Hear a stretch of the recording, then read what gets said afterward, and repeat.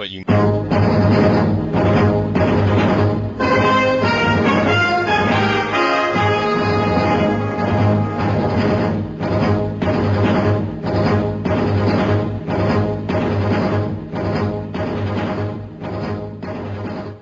How's it going, listeners? Welcome to 2013, the first weekly newscast of the new year. This is going to be awesome. We have some breaking news. Yes, for once, we get to break news. It's so big that we had to bring on our senior editor, Jerome Cuson. Jerome, how are you doing? I'm doing pretty well. So we're not gonna dilly-dally around. There's gonna be no tease. I really wish we had the newsroom theme song. Chris, I'm going to make a music request to play about 30 seconds of that beforehand. Regardless of what you think of the show, I think the music would be appropriate for this podcast. But basically and essentially what happened is sources have indicated to us at PWP that El Generico, who pretty much, if you're listening to this podcast, you know who he is, you know the companies he's wrestled for. You know what he's meant to independent wrestling. He is signed with WWE. At this point, it's tough to say sort of any details. If we get any details, be sure to follow us.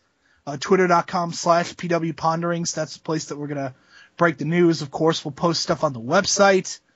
And I'm sure other news outlets are going to start reporting this as well.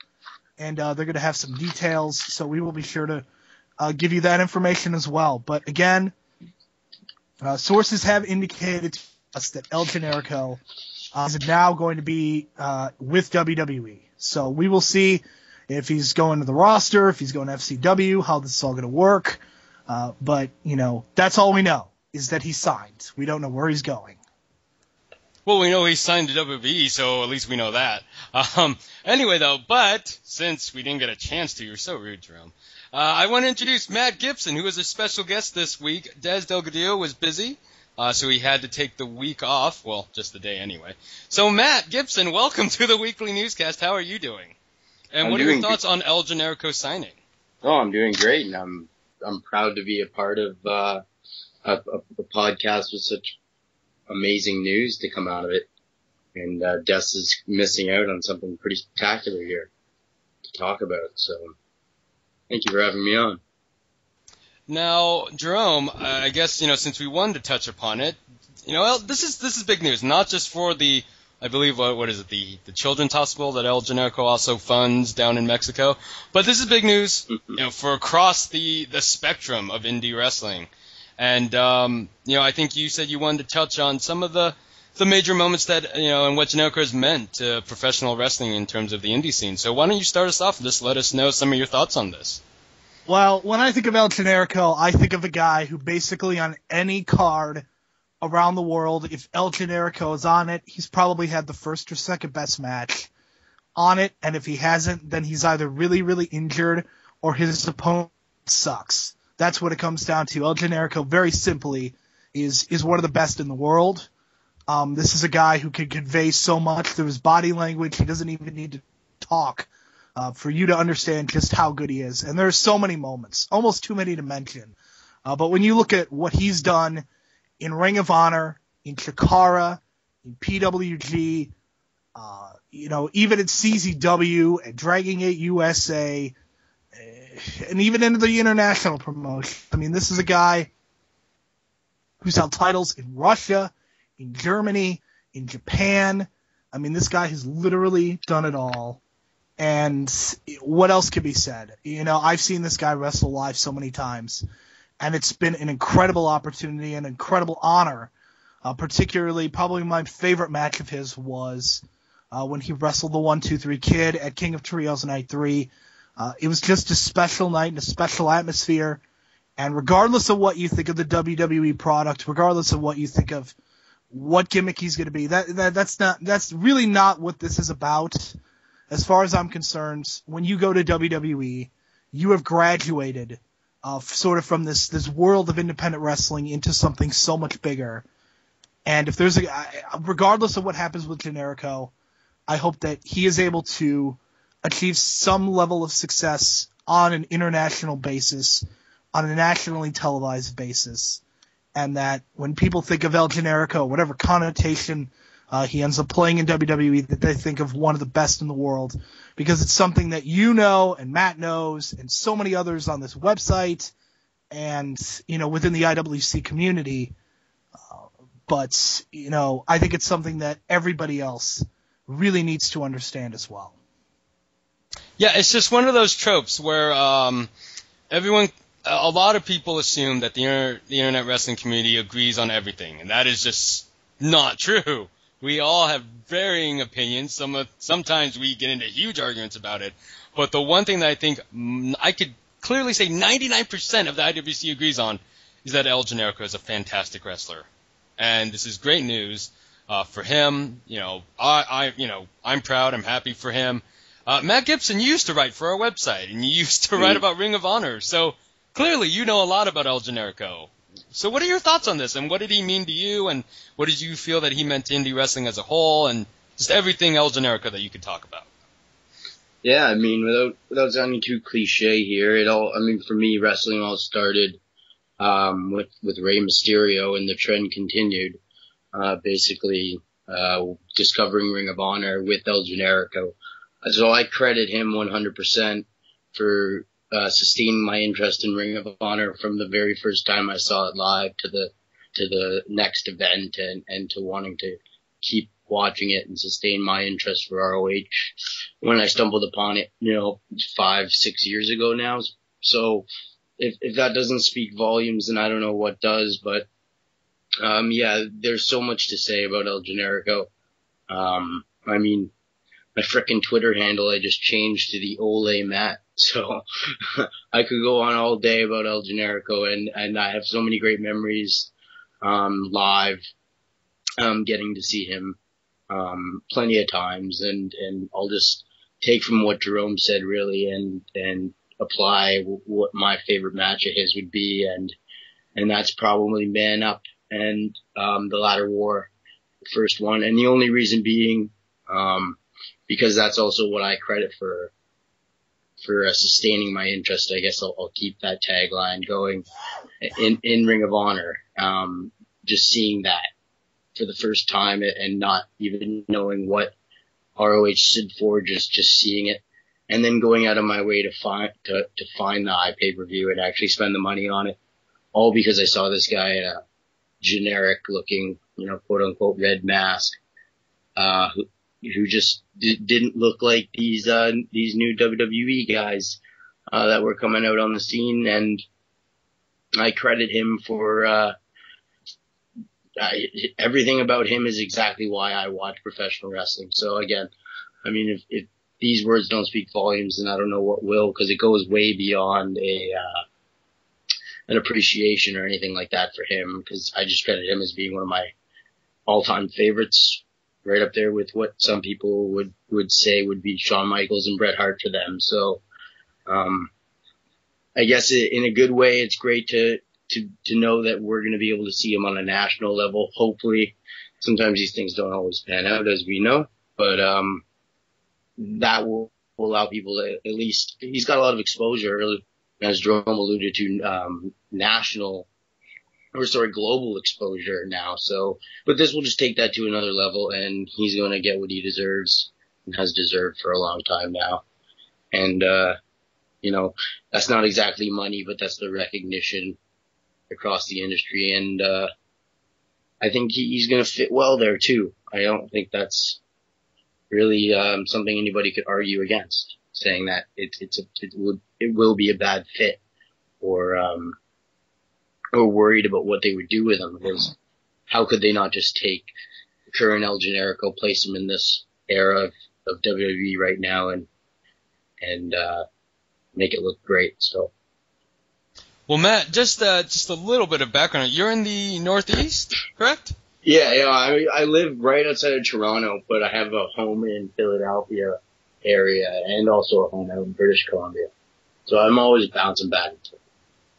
Well, that's awesome. So between that, you have seen a lot of good wrestling. So hey, that's pretty awesome. Matt, obviously, as you said, some really deep-seated in terms of your wrestling fandom is attributed to El Generico. And, I can pretty much say the same thing. So I'm very happy to hear this news. And, Jerome, any last thoughts about this? Because this is pretty big. So. Well, this is huge. And I think there's so many aspects to the story that we are going to get into, in future weeks on the newscast as well as, on our other podcasts. But for right now, I think it's a really good idea to just sort of to take a step back and to reflect on his overall impact.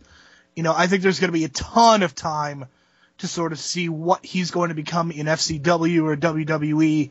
I'm sure there's going to be a lot of rumors, a lot of speculation, but I think it's just so important for us to really understand his impact on independent wrestling and just how much he is going to be missed, because he is.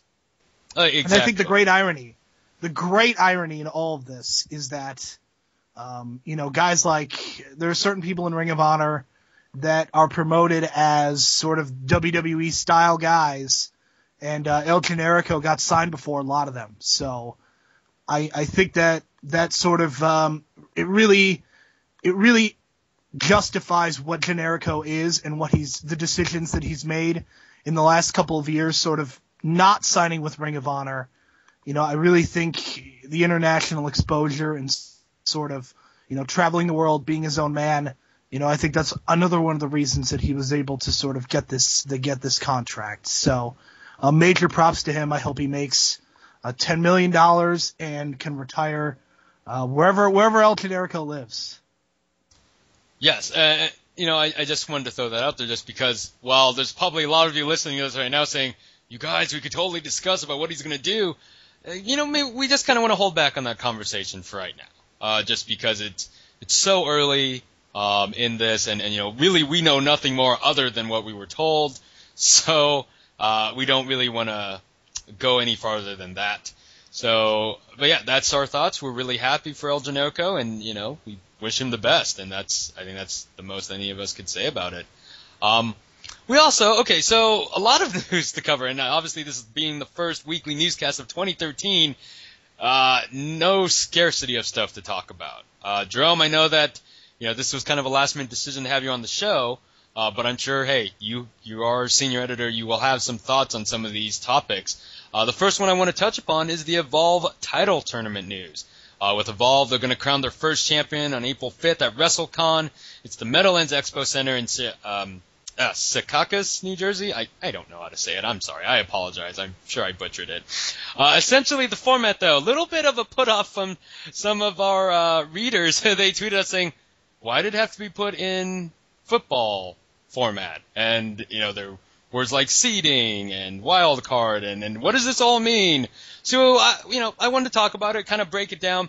Essentially, all seeds mean is rank. Just every time you see the word seed, it's a rank.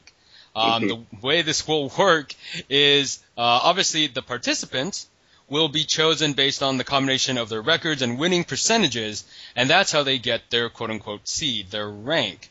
It's based on, their wins and losses. It has been told, so just to go off of that, this is the way they announced it in the email newsletter. So I just want to go through that first before I get any thoughts on it.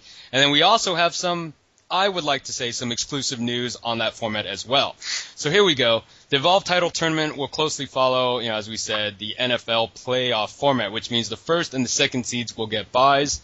There will be 2 wild card matches, and the winners will be facing the first and second seeds, or the first and second talents. The winners of those 2 matches will then fight in the finals to determine the first Evolve champion. So it is essentially a tournament. It is also noted that it's possible that the lower-seeded wildcard match will be a freestyle, which will obviously make getting a higher ranking even more important. As we said before, this is determined by a combination of record winnings and percentages on the Evolve leaderboard, which I have to point out, slightly disappointing that you cannot find this leaderboard, I believe, on the DGUSA.TV website. I looked for it. I could be just an idiot and I didn't find it. So if it's there, let me know, but I couldn't find it. Anyway, so moving on, a wrestler must have competed on no fewer than 6, and that's 33% of the total Evolve cards to be eligible. And as it is stated, it's just to ensure that the competitor has at least a semi-regular time spent in Evolve. And of course, the exception, and this is kind of an interesting note, is that the possibility of sending out an international invitation to the tournament.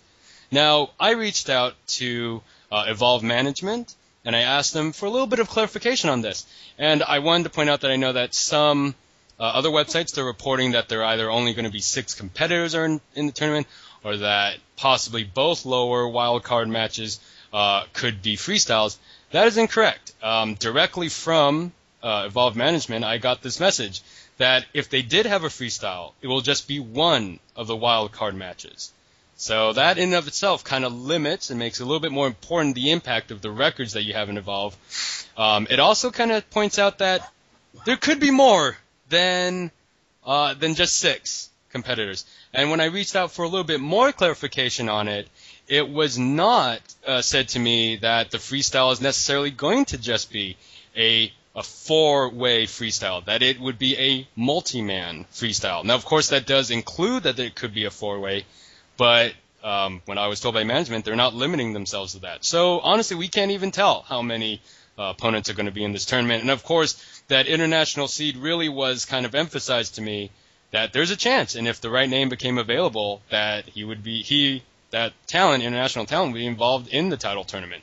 So I think that's kind of the news that we got out of it, and I'm kind of excited for it. So, Jerome, I'm going to go to you first. I know that you haven't, always had, I guess, the greatest thoughts about Evolve, but are you excited now that they are going to have their own title?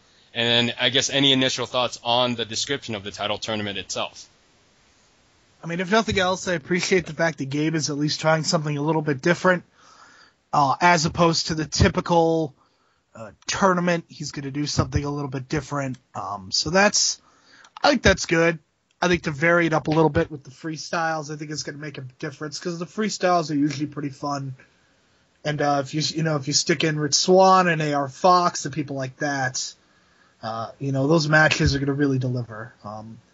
I'm not a big fan of the idea of the Evolve title just because Evolve doesn't run very many shows, and DGUSA doesn't really run very many shows. So I think it's going to be tough to have 2 singles titles for a promotion that really only runs, between 18 and 20 shows a year. But I certainly think the Evolve show on April the 5th is going to be a big one. I think it's going to be the biggest Evolve show ever. And I think the pressure's on to really deliver an outstanding show for so many people. This may be the very first time they see Evolve, or maybe this is the first time they've seen Evolve in a significant amount of time for whatever reason. So I think it's really important for them to pull out all the stops, and I think this tournament is sort of one way of doing that. And I certainly hope that Evolve. I think it's Evolve 19 is going to be a really good show because I think it needs to be. I think they really need to deliver. They really do. And, of course, I know I did a lot of talking there, so a lot of the information will be provided for in the information for this podcast. Hopefully I will be able to translate in a little bit of a simpler form. So, Matt, I don't know. I kind of watch you on Twitter. What are your thoughts on Evolve and their announcement that they're going to have a title tournament? Yeah, first I hope everybody caught their breath after that run you gave us with the explanation of the rules. It's crazy, yeah.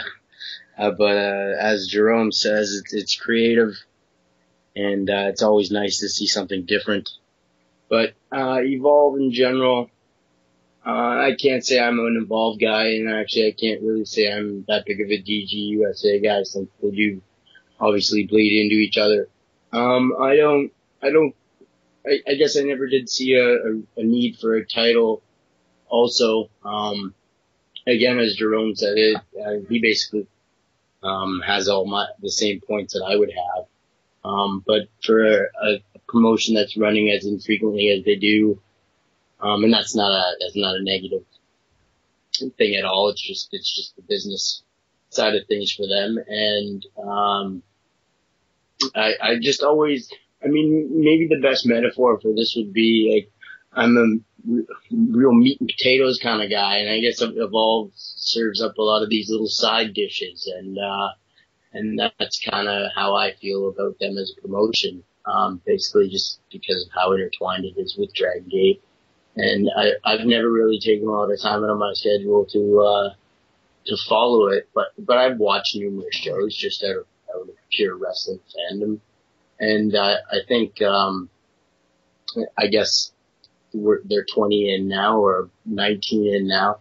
And, if they're going to keep going with it, then it's probably time for, some type of symbolism, in the promotion to, like a title. I guess that maybe adds more credibility and worthiness to the actual promotion itself, just to have a title. Maybe to separate it from Dragon Gate more. I'm not sure whether, what the direction would really be. I'm not too in the loop, with it, as I said, but, I think again, yeah, it's always nice to see something different and creative be put together, even if it seems complicated at first. But, obviously it's targeted, towards the diehards and the hardcore fans that obviously are constantly watching Evolve shows, and that's who's going to pick up on this and really study it and understand the framework behind the whole idea, and then enjoy it from there on out. And, every wrestling show these days is based on, or it seems with most independent promotions, as long as there's the talent there, the show will be good. Evolve's got talent there. So yeah, the idea should work for the most part. Right, and I do want to point out, just for a little bit of clarification there, so if the idea is that only one of the lower wild cards will be a freestyle, then it was emphasized to me that being one of the top 4 ranked talent would mean something, and that really puts the emphasis on the fact that Evolve, I know a lot of people, have really wanted to see more brought out of the records concept that Evolve keeps, and this is kind of that payoff. The fact that the 1 and 2 are getting buys, and then the 3 and 4 ranked, they may have to face each other in one of the wildcard matches, but there is an emphasis that, hey, if you're not in the top 4, you're going to have to go through a multi-man freestyle match, and that's just going to make it harder. And I think that's really great. I share Jerome's thoughts. I think I've made that pretty clear on past newscasts that, if they're going to bring out an Evolve title, hopefully it can be distinct from the Open the Freedom Gate title in DGUSA, but that I just always felt that there just should be one, and that should have been the Open the Freedom Gate title. But it is what it is. I'm happy to see that Gabe is, like Jerome said, trying something new, and it'll be interesting to see where they go with that. The second part of this, there is some, Dragon Gate USA news as well. The first thing we want to point out is that there was another quote-unquote report that Samuel Del Sol and a fake Twitter account created showing, I believe, an image that he had signed with WWE, and he had a contract in his hand. That's fake, and Samuel Del Sol tweeted that out, that it's false, and, he's even gone to the extent to point out to fans that he only has one true Facebook page and one true Twitter, and that's where they should follow him. And so that was kind of sad that, that was put out there, but hey, it happens in this indie wrestling world. But DGUSA, they're coming to my neck of the woods. They're coming to California. They're not coming to the north. They're going to the south in Santa Maria. And it's they've announced some matches, so I just wanted to put this out there as well, and then maybe get your guys' thoughts. John Morrison, he's going to make his debut against Akira Tozawa. That is January 25th in Santa Maria, California. Added to that event officially are the Young Bucks versus Sami Callihan and Eric Cannon of Duff. And then Jimmy Susumu and Ryo Sato, the Jimmies, are coming versus Johnny Gargano and Rich Swann. Those both sound like they're going to be, quite fun. I'm really excited to see that. The next night, January 26th, there will be California Independent Talents in a 6-way fray, and Brian Cage has been announced. That is in Huntington Park, California. I'm excited for that. I got to interview Brian Cage earlier this year, and that was a lot of fun. And then for the January 27th show, Ryo Sato will be going up against Samuel Del Sol, and that is also in Huntington Park. And, of course, that plays off their exchanges in tag matches at the last DGUSAI pay-per-view. So, Matt, I'm going to go to you first on this. That's a lot of fun. They're coming to California. Obviously, that's quite a distance, so hopefully anyone that is able to make the shows, and I unfortunately won't be, but anyone that can, really, this is a product to check out. Matt, are you a little bit higher on the Dragon Gate USA product than you are the Evolve product? No, not really. It's not just, it's not one of the, companies I try to go out of my way and follow. It's just when I hear about good things, I, make sure to check it out. So yeah, other than, obviously, I mean, the card, I would know who everybody was, and I can't say I know any current angles or any current buzz going on within the company, but, the card sounds great, and it's awesome to hear that they are making the move and going all the way to California, and maybe they'll turn into the next ROH of the last 10 years and actually start to really push things in a whole different direction. Because I think if there's a company out there ready to do that, I mean, you could argue it would be CZW, but based on the stigma, I think, yeah, everybody would say it would be Dragon Gate USA. That'd be the next company to really make that move. So, for any diehard fan of theirs, it's great news. And for anybody in California, that's even better news to be able to see these guys. And yeah, what more can I say than it just sounds like a really fun show and good wrestling. Well, Jerome, I know you're doing a lot of year-end articles for PWP. I'm sure you're going to be covering some of this in there. Your thoughts when you heard the announcement that DGUSA is coming out to California, and that John Morrison, of all people, is going to make his debut? I think for people who think that John Morrison is just coming in to collect a paycheck, well, I'm sure he's doing that pretty handsomely, but, I've seen a couple of John Morrison matches and have been really pleased, so looks like he's one of these guys that, gets brought in and really gives it his all, so that match with Akira Tozawa really interests me because this is one of the few times that we're going to get to sort of see WWE style, and I know that Morrison sort of has his own pizzazz, but, it's still WWE style, and we get to see that versus Dragon Gate style, and that is going to be really fascinating to see how these two play off of each other and to see how, these styles clash, because, even when John Morrison was wrestling Robert Anthony, Robert Anthony's a former WWE developmental guy, so, I'm sure there was some familiarity there, and they were sort of able to play it off a little bit, but, this is Dragon Gate versus WWE, and that makes me really excited. It's a very unique match that very few promotions can deliver upon, and, that's what I think the motif of any good indie wrestling company is to sort of deliver these matches that you can't really see anywhere else. And I think it's really important for Dragon Gate to really promote this match and to really really emphasize just how special it is that this former WWE star is going to wrestle Akira Tozawa. And I think for DGUSA, I think it's really crucial that the Young Bucks have a good year because I think Evolve and Dragon Gate USA's tag team division, just like so many tag team divisions, it seems like are really struggling. So I think the Young Bucks can provide a lot of balance to that. I think they mesh well with the talent, and them as heels is golden. And, even if DGUSA doesn't have a lot of angles or storylines, the Young Bucks are going to be able to get themselves over as heels because they do it so well in every other company they work for. And I think it's a real coup for them to be able to sort of be a part of the company next year. And I'm hoping for good things for Evolve and DGUSA, but I think sort of what Matt, I'm not going to say it sounds like he's apathetic, but, I think it's sort of representative of what the problem with Dragon Gate USA and Evolve is that when he hears good things, he watches, but, overall he's not engaged in the product. And I think if Dragon Gate USA and Evolve, the WWN universe, as I like to call it, and some other people, I think it's important to make us care about these shows and to make us say, I want to watch the next one right now. And if they do that, it's going to be a good year. The problem is they really haven't done it, the last couple of years. Well, that, can't argue with that. And we're going to use that phrase, the WWN universe. Last bit of news on them. Shine returns to IPPU this Friday from Ybor City featuring Amazing Kong, Karma, Awesome Kong versus Mercedes Martinez, Jessica Havoc versus Revy Sky, Leva Bates versus Kimberly, Allison Kay and Taylor Made versus Christina Von Eerie and Mischief.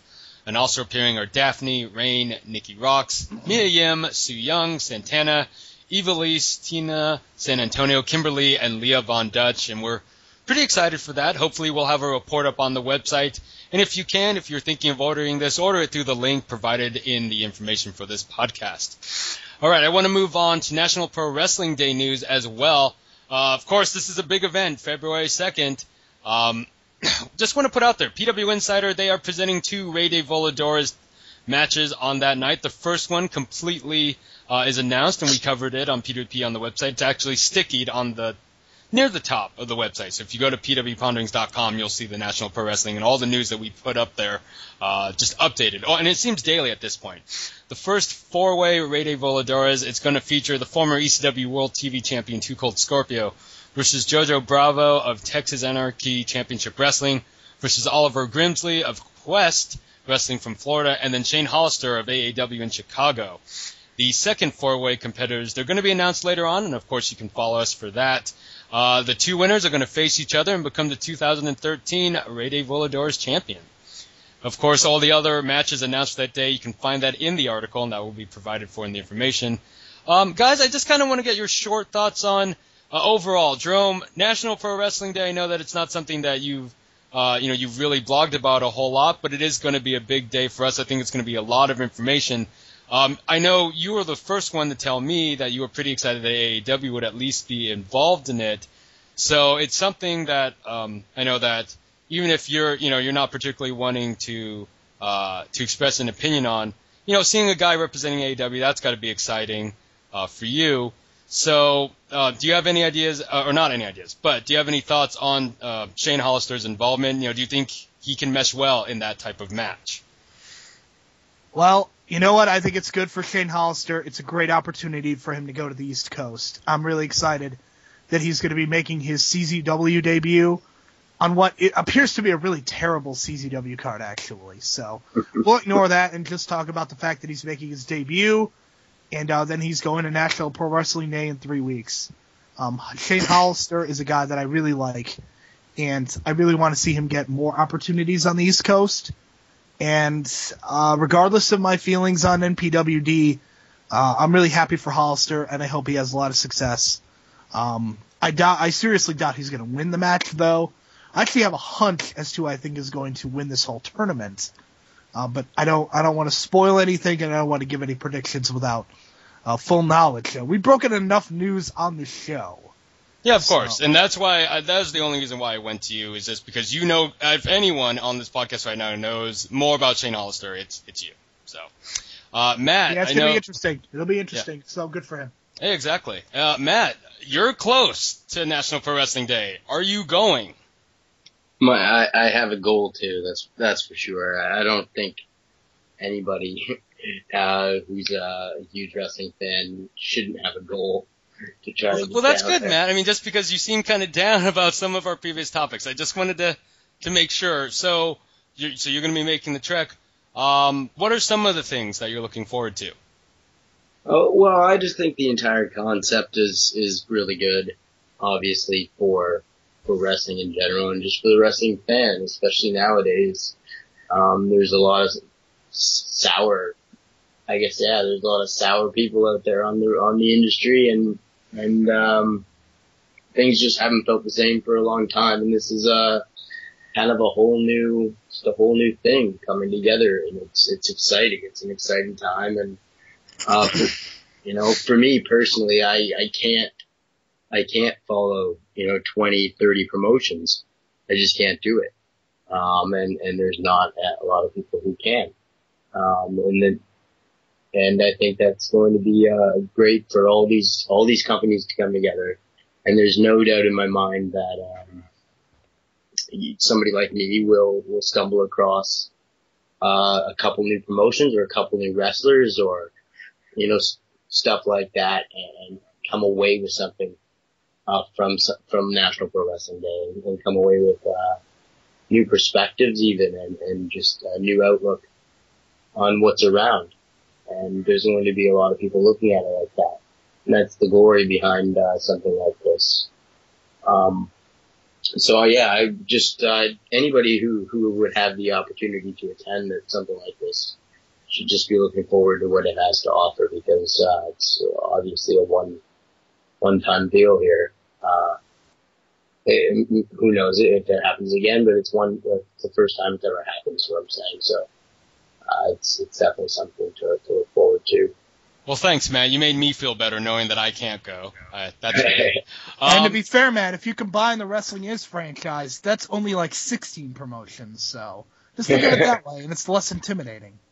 Yeah, I know. I mean, that's I shouldn't say the problem these days, but because it's not, it shouldn't be a problem. Everybody who's a fan of anything just should want more of it. But you're getting more. Fall in love with certain, exactly. You're getting a lot more. Yeah, when people fall in love with certain things, they tend to just stick to them rather than exploring all over the place. So that's basically what's happened with me over the years, I guess.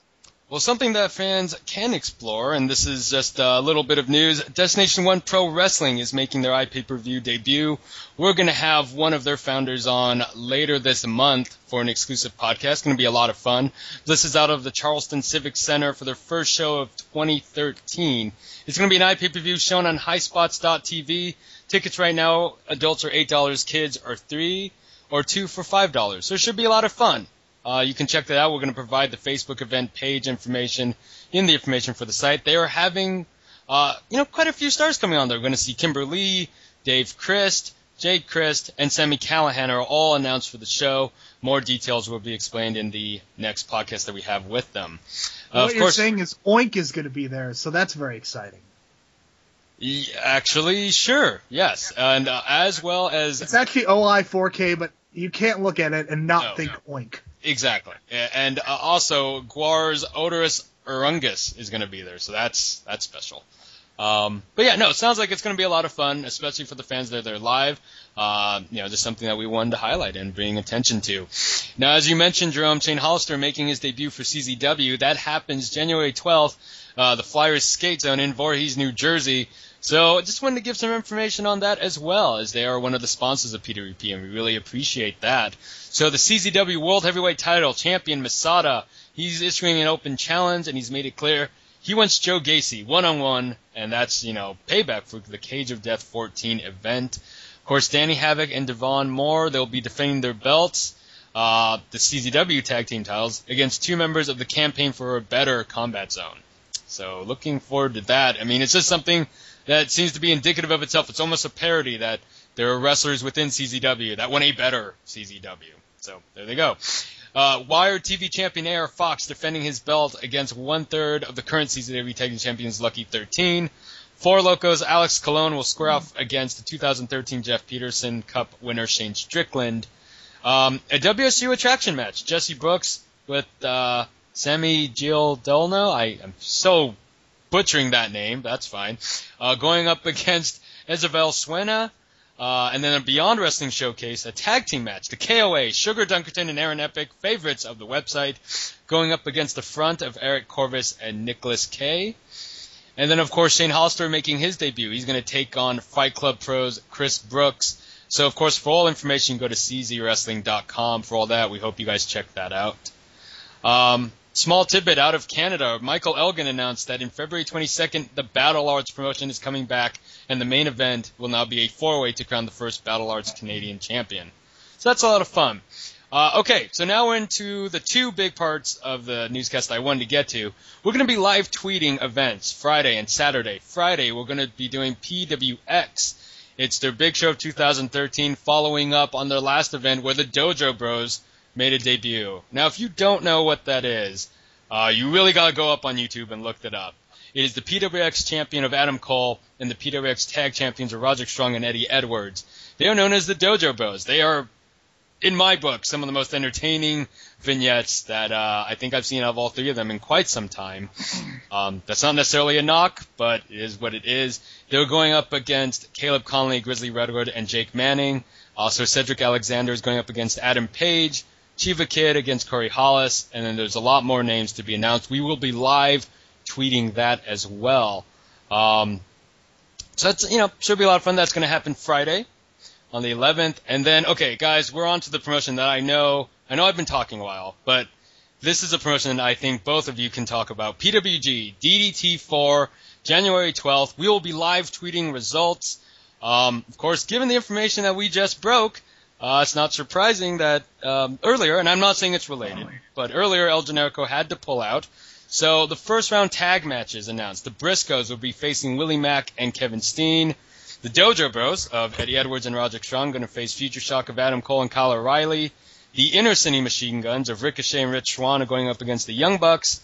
And the Unbreakable Effing Machines, yes, I'm not going to say the word, Brian Cage and Michael Elgin going to go up against the Super Smash Brothers. So, Matt, I'm going to go to you first. Do you follow PWG? And if you do, are you excited for this DDT4? Oh, yeah, absolutely. It's a blow away, obviously. I mean, what more can you say about PWG these days? If you've been watching the last year or two, every show is, a recommendation, and every single thing they do seems to be gold. And even though the Generico and Steen thing was going to be great to see again, and then based on the news, Willie Mack was a fine replacement, and the rest of those teams sound great. And one of the best things about PWG is, there's not a lot of complexity that goes into or needs to go into that promotion as a whole, whether it be booking or just everything like that. It's so simple, but yet they're able to put on these shows that every single fan has to talk about and can't turn away from. But yet, do you know what I'm saying? Like, they're just a promotion that seems so simple, but yet they're able to create something that's just, I guess, complex, because nobody else can do what they're doing these days, just strictly off of in-ring performance, which is mind-blowing. So if you're not a fan, then you probably haven't seen any of it at this point. The card looks great. DDT4 tournaments are always great.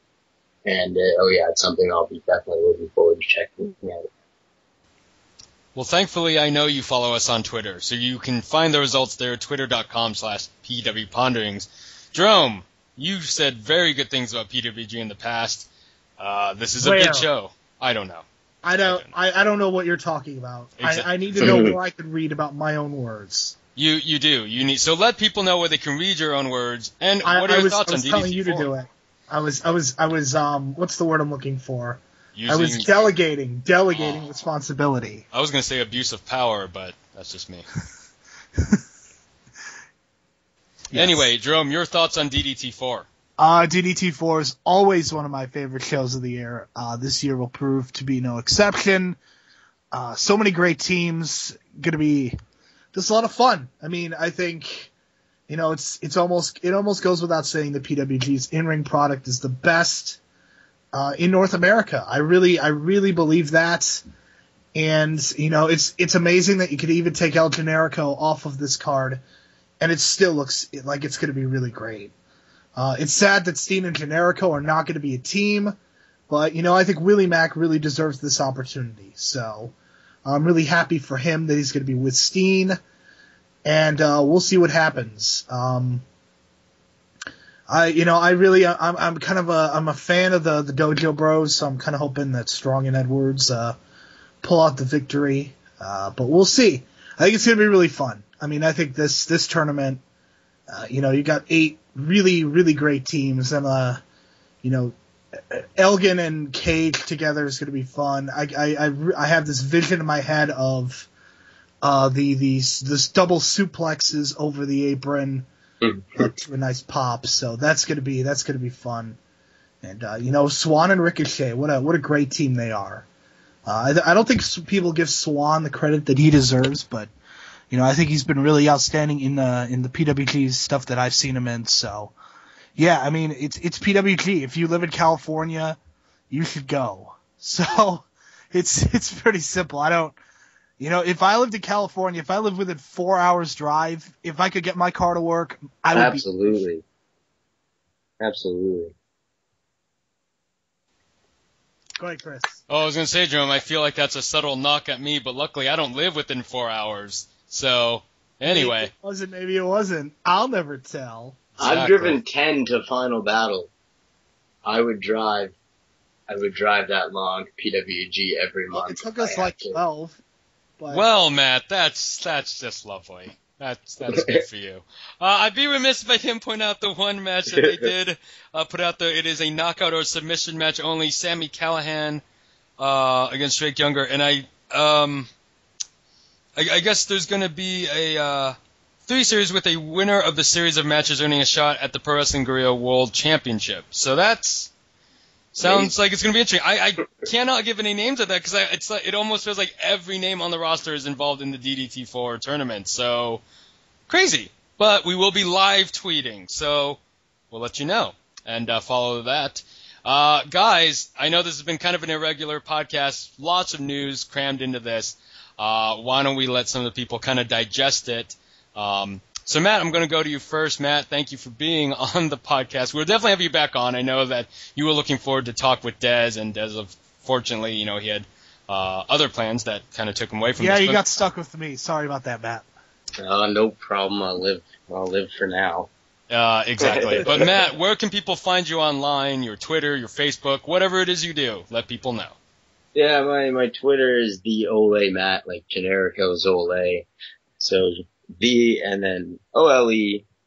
You want to follow me on Twitter, and rather than plugging the amazing site that these guys work for, I'll let them do that themselves.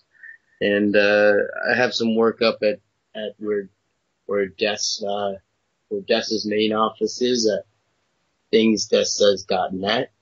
And if you want to check out couple pieces of writing, you can do that. Also, Wrestling's Last Hope, I just tossed them 2 pieces of writing in the last month or so. So if you just want to go see what those are about, I believe, can't even remember, I think it's Final Battle stuff and some recent CZW stuff, I guess. So, that's that. But, yeah, thanks for having me on, and I look forward to hopefully making a return sometime. So I appreciate it. Well, you definitely will. And another guy who will probably make a return is Jerome. He is our senior editor. Jerome, let people know what you're doing this week. Well, this week you can read my AAW and Ring of Honor year in reviews. Boy, I'm starting out hot and heavy with Ring of Honor. Then next week is Chikara and Dragon 8 USA / Evolve. And then PWG and AEW. So I'm doing year in reviews for all of those companies. Talking extensively, the good, the bad, some bold predictions. So go to the website and read all of that. I mean, this is big time content. Sort of looking at the year in review. Had to do a little bit of editing thanks to the breaking news at the beginning of the podcast, but it's all good. I mean, I'm really excited for people to see what I have to say about all the promotions. I think the one I'm most proud of is Ring of Honor. I think I really was happy with the way that I was sort of able to get a lot of things out there. I think there were definitely some positives, but there were a lot of negatives too, and hopefully we could discuss that on a future podcast of Honor as well. Twitter.com/JeromePWP editor is the place to find me, interact with me. I tweet about wrestling, sports, my hatred of the Notre Dame Fighting Irish football team, and a whole bunch of other things. And Chris likes to do the thank yous and all that stuff, so I'm not gonna steal his thunder. I'm gonna let him go. Exactly, and it's also because I've just recently found out that you are no longer Simon Diamond's favorite wrestling journalist because of your hatred of the Irish. That's good to know. Anyway, I love the Irish. Let me tell you, Irish Airborne, Matt Fitchett, these are all wonderful, wonderful men. Right. Well, not exactly the Irish I was talking about, but good enough. So anyway, thank you for everyone for listening. Tons of stuff as always. If you're listening to us on iTunes or on Stitcher, leave us a review. We really appreciate it. I'm sorry, Chris. I need to interrupt you. Kevin Ford will kill me if I don't do this. Please check out his new Tumblr, wrestlingiz.tumblr.com. I can only assume he's going to be posting all of the Tumblr stuff, but Kevin puts a lot of work into these websites, so you should go check them out. ChikaraSpecial.com. and also the Twitter, the Facebook, and all that stuff. So do that. And also check out our new writer. Sorry to interrupt you, Chris. You can talk about her a little bit, too. Yes, Pocket Volcano is her Twitter name, spelled exactly the way that sounds, Pocket Volcano. Jennifer Lynn is her name. She recently did her first article, didn't mean to, but she went to a Crossfire show and she put out her thoughts. So, fun article, give that a read and give her a follow. Welcome her to the PWP family. As always, though, as I was saying, before I was rudely interrupted, you can follow us on Twitter for our live tweeting of PWX and PWG this weekend at twitter.com/PWPonderings. You can find us on Facebook looking up Pro Wrestling Ponderings. And, of course, the website, pwponderings.com. Tons of new articles. As Jerome said, he's worked very hard. Lots of year-end stuff. Tons of reviews coming up. Really good stuff. We're hoping to have a lot more in 2013. Thank you again for supporting us. And for Matt and for Jerome, we are signing out. Away!